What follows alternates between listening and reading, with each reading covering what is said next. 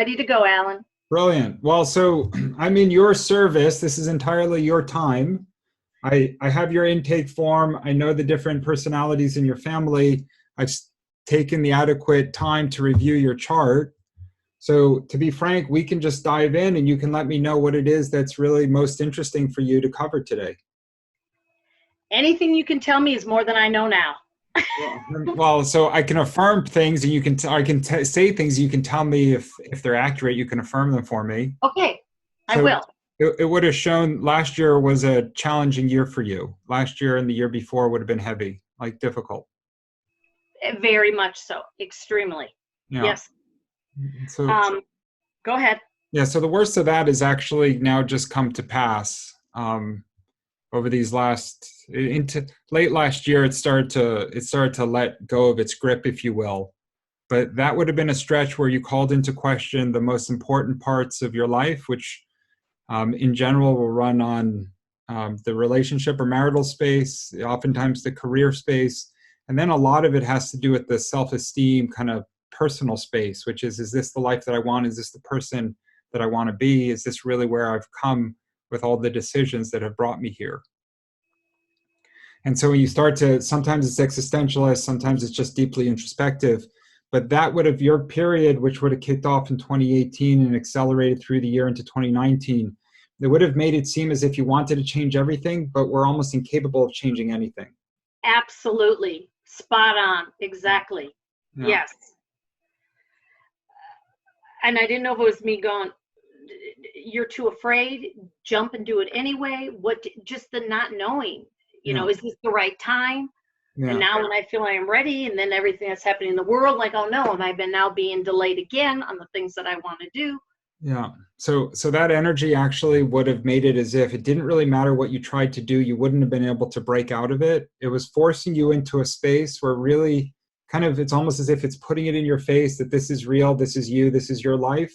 And it's not going to let you go until you've come to, it's almost a state of surrender where you move into a state of full acceptance that is exactly where your life is, to the point where you're kind of sick of it as its reality.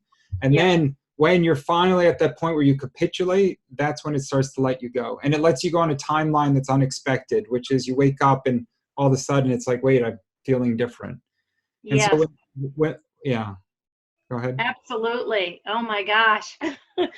Yep. It's I need to hear this, because it's like, am I going crazy? What is my mind, you know, your mind? And then I'm trying to get heart centered, and then I'm trying to get as much information as I possibly can, just to know, yeah, you're not going crazy. This is what's. Yeah, that is. And so by virtue of you being, you would have felt so stuck, and it would have created a degree of suffering. It would have had ramifications on other aspects of your life. This chart, there's integrity in this chart. You would have been able to, there's strength in this chart. So you would have been able to stay the course. But really what it's asking you to do is to say, okay, there will come a time when you will no longer be disempowered by the state of affairs, but you're going to be empowered to actually go forth with full clarity of the areas that cause you great suffering and choose if it's something that you want to change.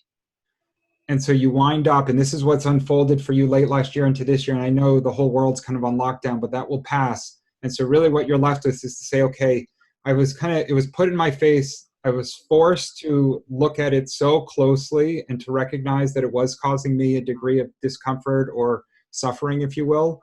And that's all with the intentionality of giving you the wisdom and the courage to then say, okay, if it's something that really warrants change, now's the time to potentially invoke that change. Okay, so it doesn't let you go and change it while you're suffering through it. No matter what you think or try to do, you're basically stuck in it. And then it lets you go. And now you have actually the liberty to go forth and say, okay, like, wow, it's almost as if the clouds have cleared and the skies turned blue again. And I feel a lot more settled. But now I know so clearly that there's misalignments that have now become apparent in my consciousness. What do I want to do next? Absolutely. Oh boy.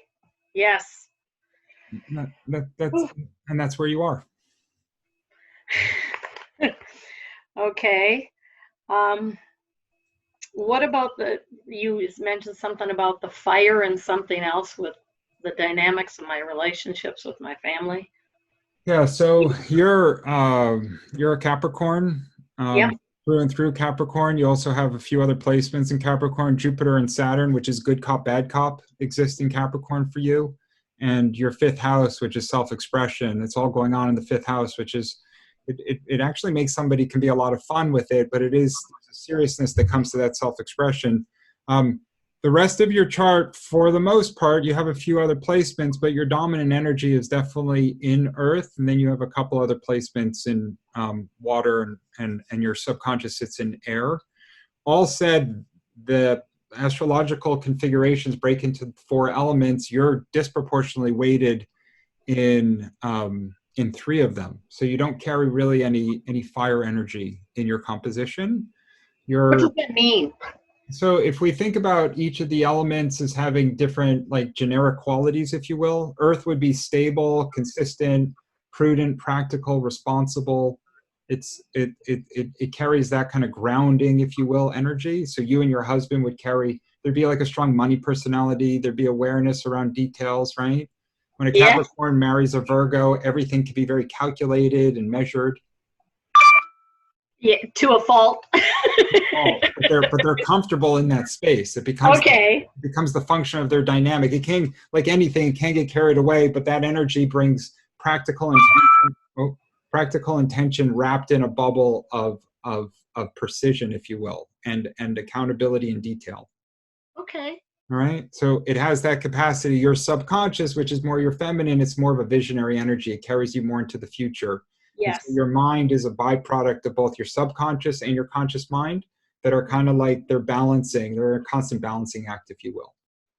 Okay. All right. And so that's kind of your composite. When I say fire, if we think about what fire is transformative, fire is unconventional. The fire energy is usually regarded as more selfish energy, but it can also be more kind of entertaining and adventurous, and it breaks a lot of rules. So you and your husband being Earth, right? Because your husband happens to be a September birthday, so he's a Virgo. Uh-huh. You happen to give birth, or well, you chose and they chose you, but two fire energies, which is more, it would be regarded as a little bit more self-centered, but a little bit more adventurous. It would be maybe less accountable for their actions. It may be less oriented around the details of life. It may not care so much about the financial ramifications of their decisions.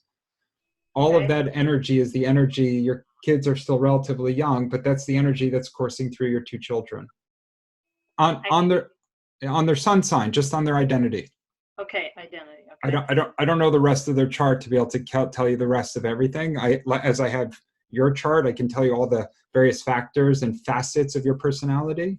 I don't have it for your two kids, but I know that their sun sign, which is their ego or their identity, one is sitting in Leo, the other one's sitting in Sagittarius. Yeah. And so that would actually make them compatible. They'd get along well, especially as they get older. They'll grow more and more into their signs. You have to get into your mid-20s to fully affirm your sun sign identity. Okay. It actually corresponds to where the prefrontal cortex fully develops. Usually in the human brain is around like 25 or something. I did know that. Yeah, and so it just so happens astrology has noticed for thousands of years that you don't fully grow into your sun sign until 25. It just so happens to be that that's the time when the brain fully develops as well. Interesting correlation. Yeah, exactly. And Okay. so your two kids being fire energy would naturally, there would be some, you've got these practical ground, parents are tended to be practical and grounded anyways, but obviously we know that's not always the case. Sometimes you have very practical children that are being raised kind of by children like parents who are impractical. Right.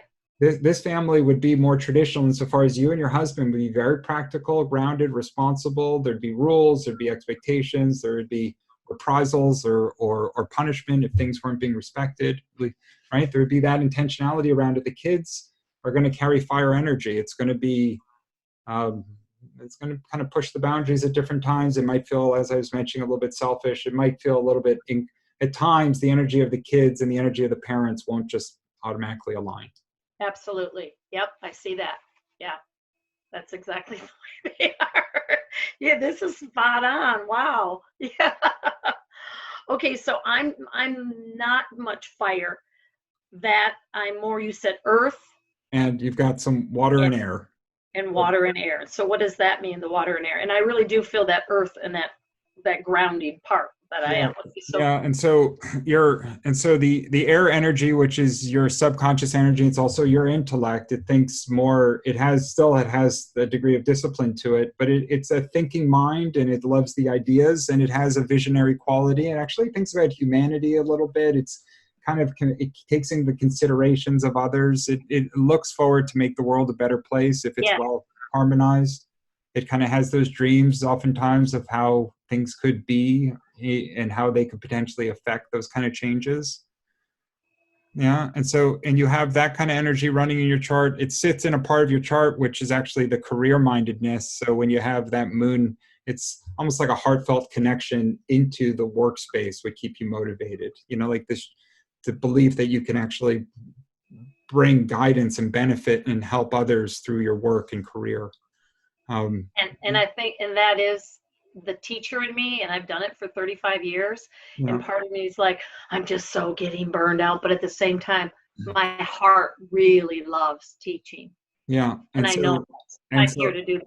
So the Capricorn natively is regarded as the educator of the zodiac. Capricorn is just seen as a teacher. Your subconscious is sitting in Aquarius, which is how can I make the world a better place, and that happens to infuse into your workspace. So it's the combination of those two energies makes you an automatic for an educator of sorts.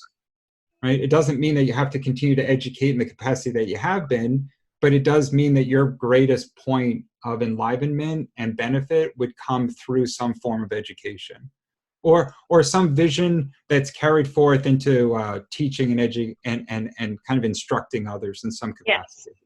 yep, I know in my heart. Yeah, If it wasn't kids, it would be teaching something in another format or another area well, that's realm. it. Exactly. But I should say that you have right before that house, that career house, you have so much energy in the the house of kids, actually. It's the desire to be a mother and the desire to be around children has a phenomenal amount of energy. That's kind of that's what's it's known as a stellium in astrology. When you have a disproportionate amount of your chart focused on one primary sign or house. And so you happen to have what's known as a fifth house stellium, which is just focusing on kids in a general context, but more specifically, it's through children that you can find joys and pleasures, a lot of which are existent within you, and you can see them kind of coming out in the kids. Yep. And so what that's all oriented around is your free expression. It's saying, okay, well, what were the things that I liked doing when I was young? What are the ideas that I have? How do I voice my opinion or my thoughts? And when you get to influence the kids, you get to experience their own free expression, it becomes kind of like this, like this energy transfer, if you will, where you're enlivened by it and then you're empowering them and so on and so forth. Absolutely. Wow. I'm happy to hear this, because my mind will like, should, how your mind just goes, and I know. yeah, and it's like, No. I am, because I often wondered, because someone had once told me, well, I said I became a teacher. My mom was a teacher. A lot of relatives were, and I wanted to have a career where I wanted to be a mom. I wanted to have a couple of kids. I knew that I could have the same schedule and routine and vacation, because it would fit around the life that I thought I wanted. Sure. And I have the vacations and with my own kids, and I do, and I love teaching kids. Okay. So yeah. So I know that that's where there's a second element to that discussion, which is oriented around your free expression, and it can be creative expression oftentimes. But that it can be, sometimes the Capricorn can be a little too structured, and they can kind of forego their need to find their creative outlet. And so when you have these kind of placements, it's easy, especially if you're among kids, to just enjoy their creative expression. But it's critically important that you don't forego the inner child, and that you continue to focus on the things that bring you joy and energy. Yep. And that is photography and taking pictures. Oh, yep. Brilliant. And when I do things and I see something, I'm like, I can do that. I can make that. So, and I do that. I love that. Yep. Perfect. Like my other life would have been a National Geographic world traveler photographer because I love travel and I like taking pictures. So, yep, bring that out more. Okay, so that actually it sets the foundation for your chart. There, well, how old were you when you married? 30. 30, yeah. Yeah. The Capricorn either marries early or ends up marrying a little bit later.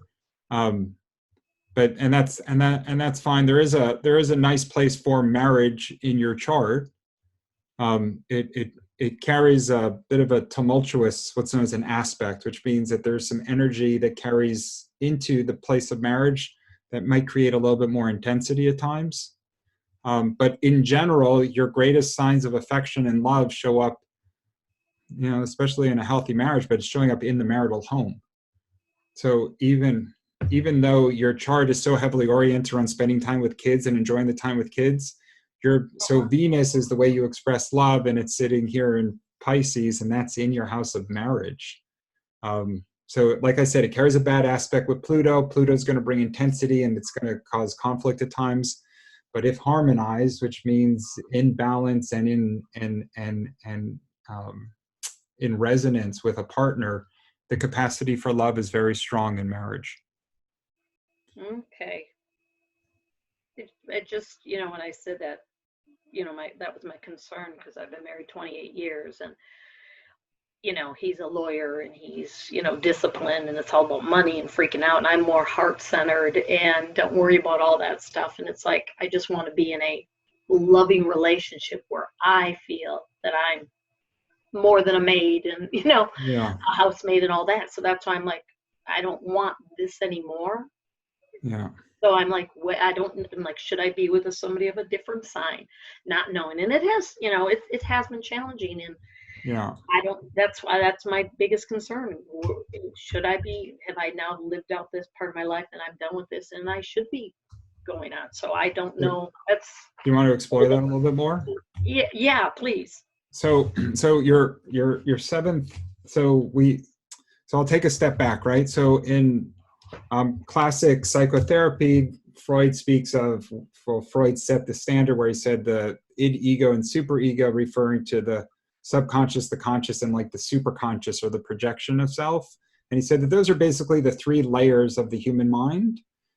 It was a parlay on classic astrology, which speaks of the moon, the sun, and the rising. Oh. And so when you start to understand those three facets of your mind, you get to understand kind of how you show up in different situations. And so we've already covered now two of them because your moon, which is your subconscious and your feminine energy, it's sitting in Aquarius. Okay. All right. Your conscious mind, as we know, which is your identity and truth, and it's a manifestation of self in the physical realm, is sitting in Capricorn. And then the projection, or how the world experiences you when they first meet you, is actually sitting in Virgo.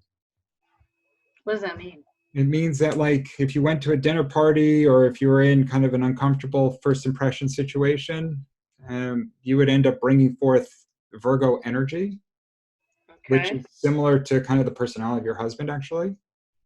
Huh. And then when they get to meet you, when they get to know you better, you just drop into your more comfortable space, which is not that dissimilar from first impression. It's kind of the true self is in Capricorn, and those are sister signs. So, okay. So there's a shift, but not a huge shift for you.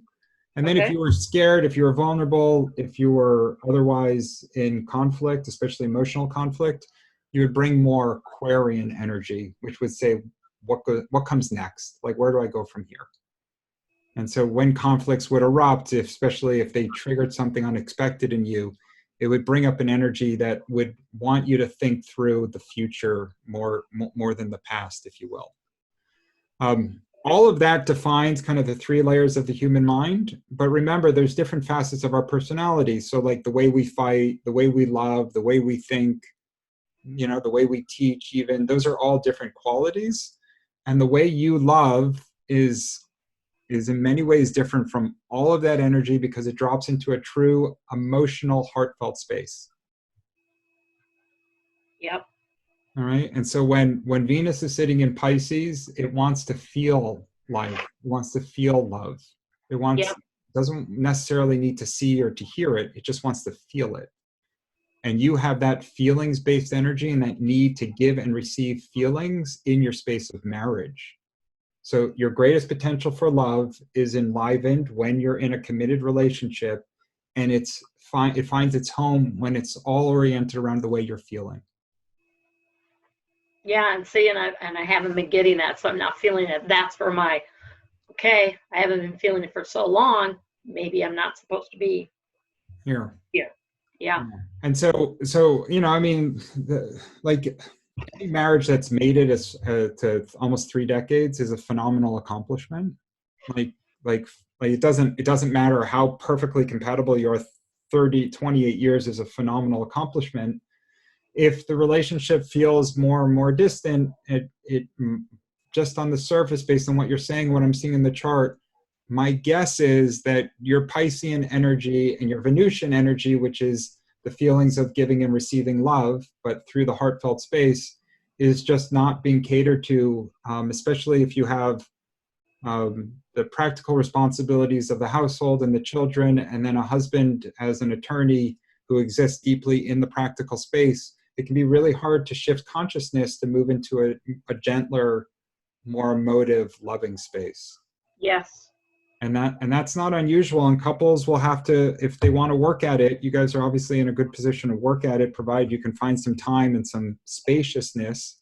But it really just requires you on a very regular basis to extricate from all the practical underpinnings of your daily life and find yourselves in a more beautiful, more stimulating, more feelings-based environment. So whether that's long walks in nature, whether that's, hiking, or perhaps some type of retreat, whatever it takes to break you away from the familiarity of your current environment. Okay. And drop you into more of a affectionate environment. You guys, if it was a marriage that you were determined to work on, that would be my first set of advice, is just to move down that path. Right? If it's a marriage that's that you're determined to work on. Well, I guess I feel I've tried for all these years, and I just feel like I'm the giver, he's the taker, and the feeling inside of me wants more, and thinks that I'm 59. What the rest of my life, I don't want to be unhappy. It's not the money or the house and the cars and the stuff. I want, usually, I said the feeling part. I want somebody to adore me and care deeply. And I know I'm the mother of his kids, but I'm also not respected like a wife. And I'm shut down, and I got this. Don't worry about it. I got this handled, because it's his personality. And it's just like, this isn't what I want. No, he'd be devastated, but literally I've talked to lawyers. My mindset is like, okay, what's the next shift in my life? And that's what I wanted to know. So, I don't want to go on being miserable, but I can't see continuing the next 20 years of my life. I just don't think people change.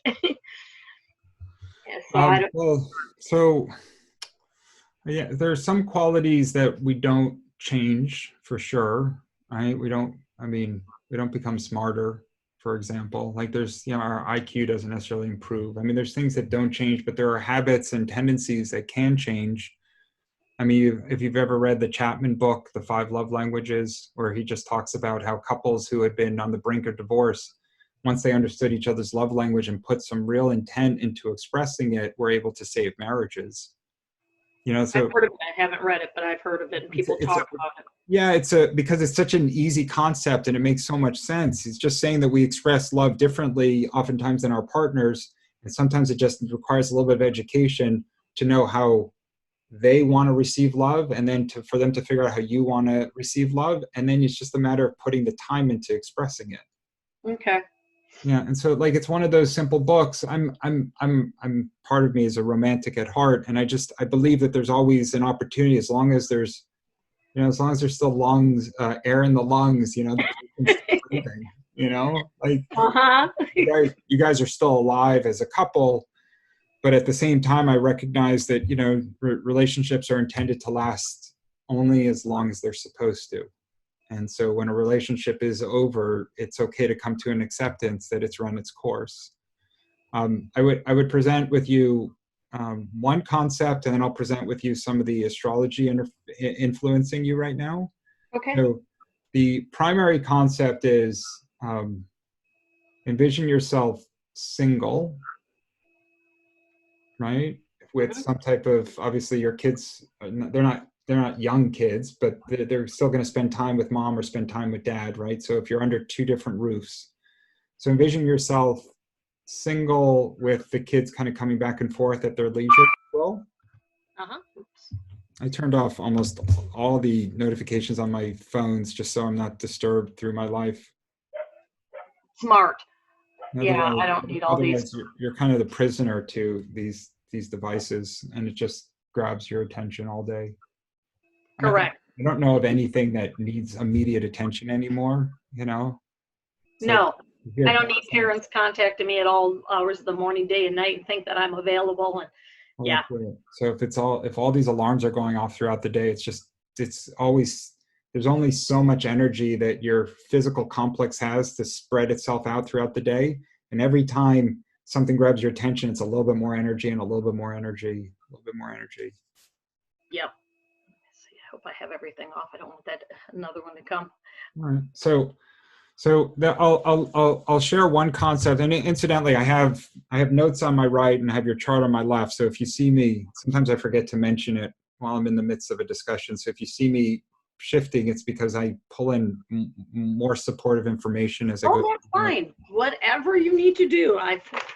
So I would say, because it's easy to get caught up in the dismay of a difficult relationship, and then the mind sometimes starts to go into a dreamlike state of what's possible. And it's not to say that you don't go through a divorce and then find another beautiful romance with somebody who brings you the love and affection that you desire, but it is statistically more probable that you go through a breakup and then you kind of spend a period of time on your own. You start dating or you start meeting people, but there may be a pretty notable gap before you actually get into that relationship that you envision, especially if you're undoing the energy of 28 years of marriage.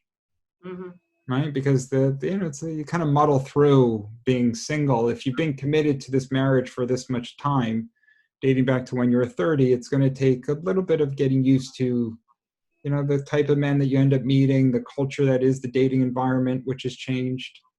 Like there's, some people already have somebody waiting for them because they've strayed along the way, or they've started to develop relations elsewhere, and that's a different conversation. But if you've maintained integrity and you've been fully committed, right? It's that we've had this house, and then for 8 years we've also had an apartment, so our son could go to a certain high school and you had to live there. Mm-hmm. So I've been back and forth between having to be there because the school will come and check, and our son going, and now one's graduating from college, and we did that when he started high school.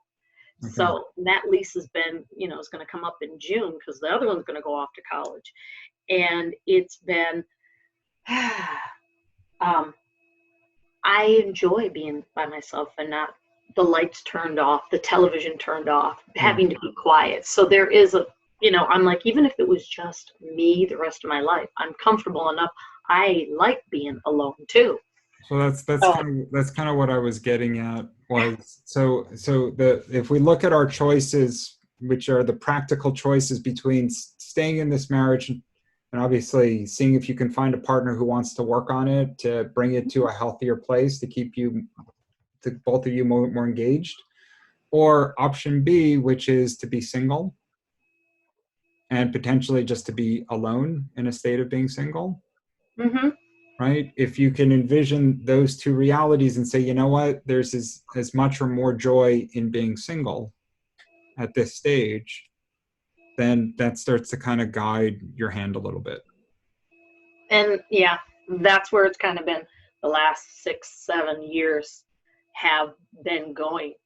And so I'm gonna tell you, so the energy that I spoke of earlier, which was running through you the last year and the year before, which had you kind of stuck in everything, that energy dealt with you as an individual. There's also another transit. I didn't run the exact dates on it, but there's another transit running through your marital home, which is, it's a delusional energy. This one's a little bit tricky because it is illusion and delusion. It mystifies, and it oftentimes impairs better judgment. And so that energy, which is a tricky one, has been running through your marital home now for at least the last 3 or 4 years, maybe longer. Yes. And so you have to be careful, because the way you're seeing the marriage and the way potentially you're showing up for it and the expectation that you have of it would have shifted at some point during that transit. It's a long transit. It will get weaker as the years go by, but it's a long transit. And so the decisions, obviously, that you make while that transit is present will have like lifetime ramifications. But at some point, that energy will pass. It's going to take a while, but the energy will pass, and it'll leave you back to a more default state, which is how you probably the first 20 years of your marriage felt, or 20, even 3 or 4 years of your marriage felt. And so some transits are relatively quick. This one happens to be a very slow, drawn out one. And it just so happens to have caught up in your marital home over the last however many years. So that what you're saying is, say that again. So we have our default state of being, and then we have transits that interfere with our default state of being. Your default state of being towards marriage has been interfered with, or it's been affected by a planet of delusion or impaired judgment over like the last 4 or 5 years. So that delusion that I've had over the last 4 or 5 years. It's delusional, which just means it's a little bit more fanciful. It's a little bit even more romantic. It's a little less practical and grounded, because it goes into a more creative, more dreamlike state. So that could be leading me away from where I should be? It's not a question where there's no shoulds in the context. It's just what you're feeling and what calls to you most. There's no real wrong choices, if you will. Yeah. The actual energy around all of this discussion is neutral. It just happens to be what I'm observing. And then it's the decision of how we want to deal with the human mind, which is a logical, practical, sometimes human space, and the spiritual mind, which becomes a bigger discussion, but it's really what's the intention for this life. And that's where I am become in the last couple of years. My spiritual life has really taken off. Yeah. And that's why, the connection to you and with Elise and with Phyllis and with Veronica Drake and all the other people that have recently in the last couple of years, my whole world has opened up in a whole different angle that I've never known. Yeah. So let's explore that just a bit. So we know the human life, because the human life is in the daily environment, and it's making decisions on a daily, weekly, monthly basis to kind of keep everything together. Yeah. Right? And so the human mind would also involve things like, status and achievement, measurable qualities of almost any sort, like wealth accumulation. It's going to also deal with the ego, which is like, how do people think of me, or am I in judgment of others? That's all kind of a human tendency. The spiritual mind has nothing really, it's not compelled by any of those things. The spiritual mind is going to seek for growth and opportunities, but it's going to do it through different, usually struggles and adversity, and it's going to kind of put you in a situation over and over to see how you choose to navigate these struggles. And the dynamic is there's low vibrational energy, which is like anger, conflict, greed, contempt, shame. And then there's high vibrational energy, which is love, compassion, understanding, connectedness, universality, enlightenment, right? Yep. And so the spiritual self is going to call you into high vibrational energy. And then the human self, if it's not operating kindly, is going to start to manifest itself with oftentimes you're going to feel some of the contempts or the low vibrational likelihood of more of the human or egotic mind. That's an easy kind of generic way of just trying to separate the manifestation of the two. And certainly we can start to see the human mind for what it is and overcome it. And so see some of the tendencies when we're in conflict of how we treat others, or if we're sensitive to money, how our personality shows up, or if we're not getting our way, the things that we end up doing. But once we start to recognize how much of our life is controlled by the human mind and human consciousness, we can embrace it with love and recognize that it got us exactly where we are, but then start to transition beyond it and start to say, okay, well, if this doesn't call to me anymore, right? If all those Yeah. human qualities aren't really resonating with me, then what does the spiritual self really want? What is it calling me towards? And so the answer is almost always going to be a function of love, compassion, acceptance, all those kind of energies. Yep. And so, like, insofar as you and your husband are where you are, the most powerful moment would be when you come to full acceptance for wherever he is, and then try to kind of come to terms with where the marriage is, and then figure out from that state of love and acceptance whether this is working for you. Got it. Right? Which I don't know if it's 1 in 10 or 1 in 50 marriages, but most of them are going to be conflict oriented and needs based from a human standpoint. They're not going to be under love and acceptance and understanding. Right? Because ultimately your husband is doing the best he can, and he's exactly where he's chosen to be in this journey. Yes. And we are at two completely different levels, because I'm always talking about your vibration, your thoughts, your reality. You know, we're like this. Yeah. And I think he thinks I'm a whack job from the things I try to slowly present him. Like, okay, he just thinks like, where'd you hear this from? Or where did you learn this from? Yeah. So which is, it's another way of saying his consciousness or his mind just isn't really open to it yet. Mm-mm. And all that means is that he's just earlier or a different point in his journey. Yes, that I do believe, and I accept, and I tell myself that every day, and I acknowledge that. And that's all I wondered is like, well, if I'm growing exponentially on my spiritual path, maybe this is where we go. You know, I want only the best for him, where we go our separate ways, because I feel like that spiritual side is just, I just can't get enough. Yeah, truly. And so when you do go further down that space, and I say once you've seen, you can't unsee. Like once you're called into spiritual awakening of sorts and awareness, it's very hard to go backwards. Yeah. It does happen, but it's an unlikely event. It's not so common that people will unsee their spiritual intention and choose to go back into an illusionary state of kind of materialism.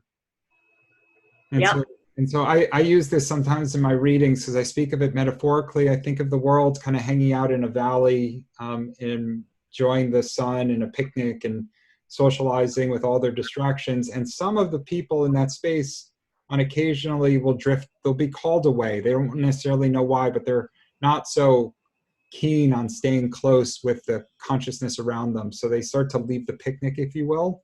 And eventually they will find themselves alongside the river. The river itself, metaphorically, is the separation between kind of the more materialistic human state and then your spiritual calling or intentionality.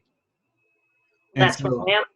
Yeah, and so when you're up against the riverbanks, as the story is told, if a stone appears or another stone, or there's some way to traverse the river, if you're on that path, you're just going to be eager to go ahead and see what comes down. Even if you can't see to the other side of the water, right? Even if the water's running very quickly, even if you're all alone, or there's just a few people here and there that are encouraging you along, it's very hard to turn your back on spiritual consciousness or awakening once it calls to you, even if you don't have an explanation for why it's calling. Yes, absolutely. And so what I like to do in these discussions is to think of myself as somebody let's say there's 10 stones, I might be stone 5, stone 6, and I'm just encouraging people along to come catch up to where I am and helping them whatever stone they seem to exist on, just helping them across. I like that. Yeah. Yeah. And that's really all it comes down to. And then all the while, all the people that are hanging out in the valley that are doing their thing, that's wonderful for them. Like it's really, really wonderful because there's usually a degree of acceptance in that space, but also because that space involves more suffering, because the less consciousness you have, the more vulnerable you are to, shocks in your bank account or your career or whatever it may be, because your identity is intertwined with a sports team or the political environment or something. And as a result of externalizing your identity, that space makes it very easy to find yourself really suffering or struggling. And so when you go into a deep state of consciousness, which is walking among those rocks, crossing that river, you find yourself with an inner peace that stays with you regardless of what happens. That's exactly where I am right now, and exactly where he is. As he's freaking out about the market and how much we've lost, and I'm like, it's a shift, Mike. It's everything's things, you know. And I'm exact. You could not have put it better. So do you see my dilemma here? I'm like, it's calling me this way, I get it. and so my heart wants to go that way. Yeah, I get it. Yeah. So I'll explain to you. So I came up with a theory around this. You want to know the theory? Absolutely. So I just want to make sure. I want to make sure I haven't taken us too far off track. No. This is all. Everything you say is what I need to hear, what I should hear, why I'm here. Okay, good. So I appreciate that. So there's basically 4 levels of compatibility that bring couples together. The ones that you hear about endlessly are nurture and nature. You know, like people will start to you if you were ever to set up a friend, you'd be like, you know, you got to meet my buddy Jim. He's this tall. He has this job. You know, whatever. He's educated here, or these are some personalities. A lot of fun. You know, whatever. You're going to come up with qualities that fit into his physical being or his cultural kind of personality, if you will. And that's the bulk of most matchmaking efforts. What astrology is doing is it speaks to energy, and energy is another way of saying in this context chemistry. And so for you, 30 years ago, your energy being a Capricorn was very congruent with the energy of a Virgo. It just automatically was. Just like your boys will have their energy will align because they're both fire signs. And so a Leo and a Sagittarius usually get along pretty well, right? One kind of feeds into the other. The Leo is going to want to be in charge. Your younger son is going to want to kind of show more dominance. And then your older son's going to be more agreeable, but he's going to be more independent. Yeah. Yep, you got them exactly. I see it now. Wait till they get older. Oh my God. I know. And so that just becomes the energy. And so their compatibility, the women that they would attract, for example, would want to line up with their energy, which is what their soul brought in as part of this incarnation. It brought forth through various dimensions, different energy that ends up infusing into the personality.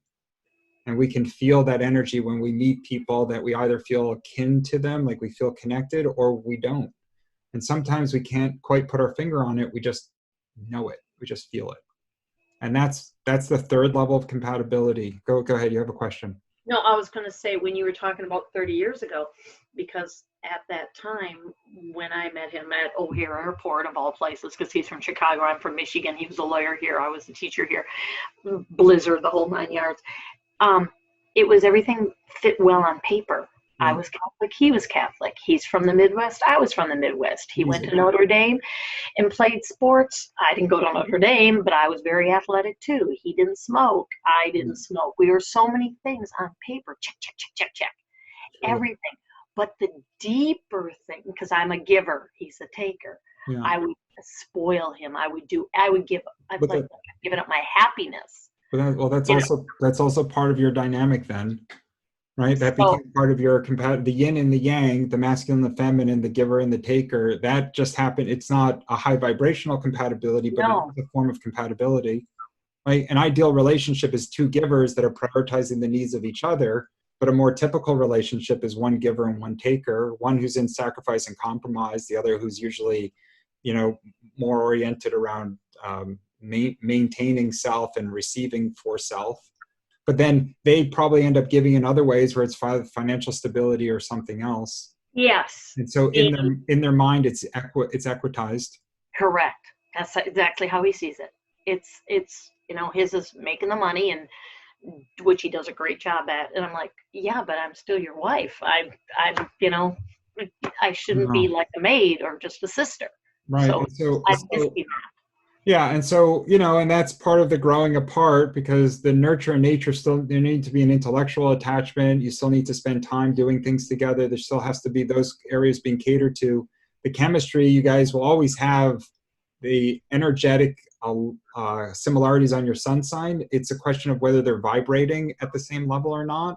And that actually dovetails into the 4th level of compatibility, which is the one I wanted you to hear most, and that is that the depths of your intimacy is is the function of your alignment on your spiritual progress.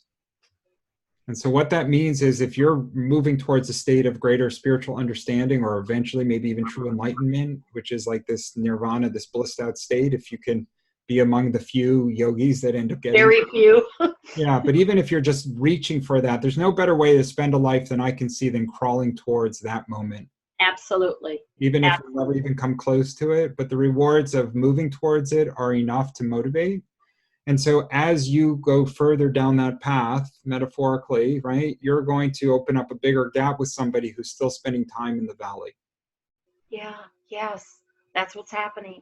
And that's okay. And then so what ends up happening as that transitions through is that some couples still gain enough value from the companionship that they come into an acceptance of the gap in intimacy, which is what that ends up speaking to, is the gap of connectedness or intimacy. But if there's enough functional qualities in the relationship to bring value, they may still hold on to it and just accept that their intimacy will only ever be so much. And other couples find, as you were saying earlier, that they prefer to be perhaps on their own. They have to think about this clearly, but perhaps on their own, because the gap in intimacy is so great that it's not worth holding on to the relationship. Yes. Spot on. Correct. Yeah. That's what I see. That was called the fourth what? Those are, I just came up with them myself, but those are my 4 levels of compatibility. It's the way my mind sees it. You got an amazing mind. Oh, thanks. It's not my. It's what's coming through your mind. It's just coming through my mind. I don't do almost anything anymore. The vessel that you are. Yeah, well, that's all it is. That's all. When we come to terms with it, there is the human self, which I still see, but when it comes into greater consciousness, it's not. I'm just kind of opening up a mechanism by which it can communicate. And I think that's awesome. Yeah. Thanks. And that truly, like, that's part of all of our journeys, is when we're ready for it, is to find ourselves in that state of understanding and recognize that this is a spiritual journey and that you have a finite amount of time in this incarnation by which you can maximize the intention for why you're here. Right? Because there's a reason that you came here. And my guess is, based on your chart and what we've spoken of, you've affirmed much of that reason. Right? Because there's so much energy around children and education, and there's all this practical earth energy. Like, a lot of that, the human aspects of what it was that perhaps you wanted to achieve have been achieved. But now at this point in your life, if you're starting to have a call towards something greater, then it's oftentimes with reason that you've now evolved to a place where this is intended to become more of a focus for you. You're confirming what I believe in my heart. Yeah. Yeah. And so, like, and that's only my job, by the way, is to only bring up into the conscious mind what you already know to be true. Yep. It's just that hearing that confirms it. Then the ego side doesn't get in and start doubting and no, and pushing off what you know in your essence is true. The ego will come back in later, but for now we can let it go. Wow. Okay. Is there anything else? Well, there's always more. Oh. Where do I go from here, huh? You meditate on it. You sit quietly. You go into a still space without any distractions, where you're just alone, and then you start to see as the thoughts enter into your consciousness, and most of those thoughts you can just observe and let them float away, and then you give yourself adequate time for it to start to integrate into your truth. And then as your truth becomes clear and clearer, with enough time, you'll be able to receive the messages that you need. Okay. That's kind of the name of the game, is to recognize the human mind and the spiritual mind. Both of them are going to bring to you influence. The human mind, if it's going to do its best to keep you what it would think of as safe, and that's a lot of that's a lot of the nervous system as well. But it's just trying to keep you safe. It doesn't really care about your happiness or well-being in the traditional sense. Like, is she a happy like vibrant woman. It's really just saying, is she safe? Yeah. Right. And so safety can oftentimes carries a lot of practical energy. The spiritual mind is really saying, well, there's a reason that, Kathy is embodied in that physical realm, and we want to support her on her path, allowing her free will to continue to guide her, but all the while give her some motivation or perhaps some signposts to try to indicate the path that she should be walking. And I'm getting those signs, and I'm seeing the synchronicities and numbers, and I'm getting messages, and it's like I'm literally the awakening, or I'm waking up to all of this. And and how powerful is that? It's awesome. Yeah. So it's nice to connect with people with like minds that get that and understand that. Yeah, and that becomes your community. It is. Yep. Trust me. And then you don't want to, you can never go back. But so what ends up happening over time is that the strength of the spiritual intentionality, which is why you're here and what guides you, is strong enough that it's in perfect harmony or resonance with the thoughts and the mind of the human. Got it. And so that kind of that tussle that you feel will start to go away as this energy becomes strong enough that they're just moving concurrently. And I can see some of that in what you were saying about the end of last year and that stuck feeling. And I am feeling a little bit more of a flow now, and what the spiritual side that's being brought to me, that I'm learning about. I feel a little bit more calmness, knowing that there's still a lot of troubled waters, but I'm just seeing it differently, on a new perspective. Well, and that was it's a very powerful moment for you, because it was what's known as Saturn crossing over the natal sun. This is when that intentionality came to a peak, if you will, and the disturbance, the discomfort that you felt was a function of how far you were from your path. Yeah. And so if you were perfectly aligned with your path, you wouldn't have noticed any struggles over those last few years. If you were terribly misaligned, it would have been so intensely uncomfortable, and nothing you could have done would have changed it, because it would have forced you to see how much of misalignment you have. Even if you don't realize that that's what's happening, it would have had you stuck there, so that when you finally came out of it, you're like, okay, I'm not going back. Like, that's it. Like, I'm done with that. And that's what it was calling you into, is that space of understanding of how off track you had grown, or you had gone. Wow, the spirit world is amazing. Amazing. That's actually home. This is just kind of the laboratory to test it out. Yeah. Yes. And knowing that is, this is just this here, but what is there, and where we are, and where we're supposed to be, and what we should be going back to. Yeah, that calling is getting louder and louder. You get the little taps, and then it's like, hello, we're right here. Yeah, so, but you still have the choice to ignore them. But for most people, because the rewards and the energy become so reinforcing, you just want to go further down that path. And it gives me a peace in my heart. And there's no mistakes. Things happen for a reason. The reason why I came upon this person and this person and this person, and the whole connection. So now I really appreciate all this. Oh, I'm glad it was a benefit. Yeah. Thank you. Yes. I will probably get readings and whatnot and still stay connected with you. And I can't wait to tell Phyllis, how awesome it was, what you said. Yeah, by all means. And Elise, and I literally live like 2 miles from Elise, Medhouse. It's too funny. I mean, her older son went to the same school Connor's should be graduating in weeks from. So it's a small world. Tell her that we spoke. I will. I enjoy them so much. Oh, I'm glad, darling. You're the best. I really enjoyed our conversation too. Thank you.